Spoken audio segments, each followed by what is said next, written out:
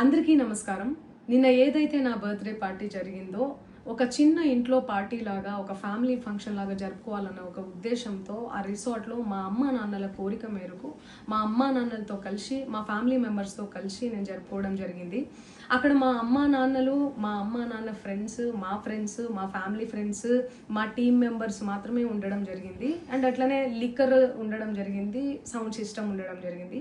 So sound సిస్టమ్కి లిక్కర్కి permission తీసుకోవాలని చెప్పి నాకు అస్సలు అవగాహన లేదు, ఐడియా కూడా లేదు. అది అనుకోకుండా సడన్గా ప్లాన్ చేసుకొని వెళ్ళిపోవడం జరిగింది అక్కడ.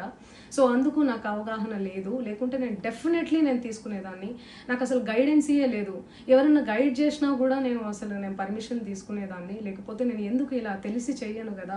సో ఇదంతా ఇలా తెలిసి అయితే నేను తప్పు చేయలేదు, తెలియకుండా ఇది జరిగిపోయింది.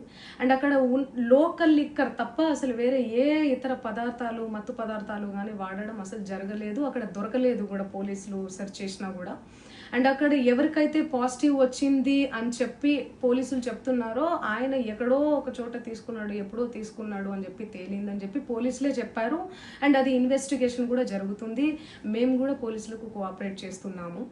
అండ్ నేను ఎందుకు ఇలా చేస్తాను, అసలు నాకు తెలిసి ఎందుకు చేస్తాను, మా అమ్మా నాన్నలతో దట్టు మా అమ్మా నాన్నలు పెట్టుకొని ఇలాంటివి నేను ఎంకరేజ్ చేస్తానా, ఇలాంటివి చెప్పండి.